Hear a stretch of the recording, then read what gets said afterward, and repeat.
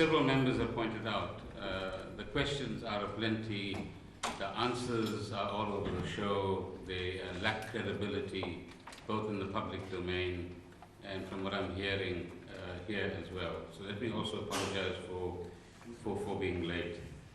I think context matters here, Chairperson. And the context is firstly, I don't know whether the board lives in its own oblivion, but the public is connecting the dots, members of the board. Increasingly, the public is aware of what you as the board of Eskom are doing and not doing. They are increasingly aware that you are abusing state property and state resources in the name of yourselves, not in the name of the South African public. That you are part of, either wittingly or unwittingly, in some cases I think there's enough evidence to say wittingly, a conspiracy to capture Eskom for the purposes of the benefit of a few. That's the reality. Let's not play around with sort of technical questions. That's the reality. And worse still, what the South African public is worried about is that we're reaching a stage in managing governance in South Africa where there are a significant number of people in the bureaucracy and elsewhere, and the boards, who actually are taking a view which says, I don't care. I don't care if you know what I do. I don't care if you know that public resources are going elsewhere. I don't care how many reports the public protector or anybody else provides, because I'm protected. The question is by whom and at what cost, and how will history record your role ultimately in this regard? Because this is the critical institution in the South African economy, as we learned in the period 2010 and thereabouts.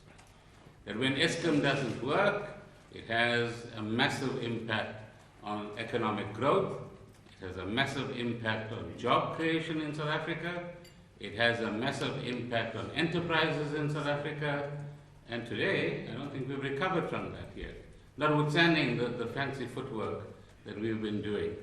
And I don't want to talk about the exchanges. So the first point I'm making, Chairperson, is context matters. That this is not just one isolated incident of hiring and firing and retiring and not retiring and maternity leave or otherwise. This is part of a pattern. Last week, the South African Council of Churches produced its preliminary report, which helps us to begin to connect the dots and understand what is actually happening in this context. And what we need to know from the board is, are they still going to do what we used to do as activists before the security police? The minister and the deputy minister will know that, I think. You know, we used to keep a straight face, notwithstanding how many days we were in solitary confinement, and notwithstanding whatever pressure we were put under to answer questions about our affiliation to banned organizations or not. That's what I see. Straight faces. Because we believe that, you know, whatever we pout out in the public domain, nobody's going to be able to challenge in any significant way. And sometimes we do it with extreme arrogance as well. It's remarkable. Whereas we're supposed to be serving a public institution. The second point is worth repeating. In much of the literature of my party and its policy documents, and I'm sure many others share that as well, institutions like the state-owned entities are a crucial part of the developmental state. They are a crucial part of assisting the developmental process. But here we are busy at all sorts of levels, parceling out state assets, state resources, state procurement to a handful of beneficiaries. And again, if we think we're bluffing the public, we've got a thing coming. And that's why, Chairperson, what we do as a parliamentary committee can either give us credibility as Parliament in this process, or we will also be accused of being co-conspirators, inverted commas, in this process. So how we approach this question is going to be absolutely critical, as far as I'm concerned. if we go back to Mr. Molefe, I mean, at some stage, perhaps when some of the colleagues have been talking about inquiries, if and when those inquiries take place, we need to go back to his role and the CFO's role in Transnet and some of the transactions that are now coming under public purview and examination. Not a subject for debate today, but if you want to connect the dots, connect all the dots and ask ourselves the question, who did what where and in service of what cause at the end of the day. So that's the point I want to leave with you, Chair, and perhaps you can guide us in how we take this matter forward. As many colleagues have pointed out, and I don't want to repeat, from the time of hire to the time, for example, when the board met and said, no, we need to let this fellow go, or this gentleman go, to the point where the board said we need to hire them again, I think the legal advisors from Parliament can only do their job well if they have all the documents available to them. So we want all the board minutes certified by the chairperson of the board as the truthful representation of what happened at the board.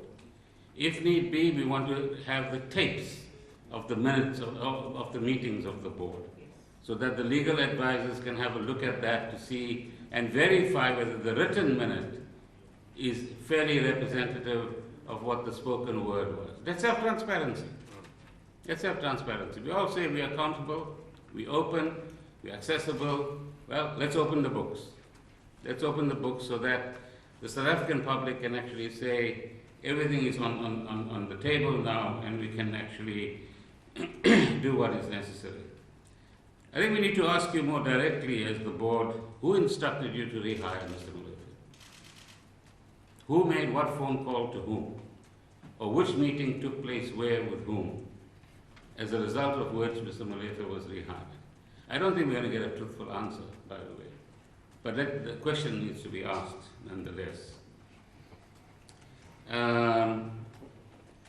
Chair, if you would allow, I mean, this is a very privileged interaction that we have today, certainly in my experience. It'd be nice, because I've seen some of the board members on television. It'd be nice to hear from each of them what kind of interactions do they have with Oak Bay in their individual capacity, not as a board. Because as Mr. Shivambu was pointing out earlier on in terms of the Powers and Privileges Act, let's hear the truth. Let's hear the truth about what is really going on here. The legal advisors also need to tell us, Chair, as some have been saying, whether the board has indeed been acting recklessly and has been forsaking its fiduciary responsibility, let alone its developmental responsibility to South Africa. To the Minister, was there a legal opinion obtained which said what you can do and what you can't do, what you should agree with, what you shouldn't agree with, either by yourself, by the department, or by the board? Because ultimately this is a labor relations issue. And we can all speculate about who retired when or didn't. And many questions have been asked that I don't want to go into. But secondly, why did you not litigate on the matter? 30 million rands, I know, compared to 30 billion rands is a drop in the ocean, because nowadays you don't steal a million, not even 100 million, you steal a billion at a time. Yeah. You see? 100 million is not enough in the public domain. So it's a billion at a time. So 30 million rands nonetheless is a substantial amount of money. Why haven't we litigated on this matter? Why didn't we just give in to somebody's demand, as far as this is concerned? I've requested, Chair, if you agree, the various board minutes and so on, and if need be, in an affidavit form. In conclusion, I want to support the idea. Well, the Minister perhaps might also want to tell us, you see, whilst a judicial commission of inquiry in terms of the Constitution is the prerogative of the President, hiring a retired judge to look into a particular matter, anybody can do, any minister can do. So why can't we have a retired judge or a senior counsel who is respected by all parties concerned to come in, look at all the facts, Yep. and do the necessary in order to establish what really went on here and what are the facts. Secondly, we still have the option, perhaps we should debate that in the committee on our own, of the full parliamentary inquiry. But this must be backed, thirdly, Chairperson, by a thorough forensic audit. We want a thorough forensic audit about how decisions are made in Eskom. Eskom is far too important an entity for it to become a personal toy of a few individuals. It's a massive entity. We don't want to go into what it's holding as state guarantees and so on at this point in time. I would think respectfully that we might be arriving at a stage where either the board in its entirety should be dismissed or they should voluntarily resign.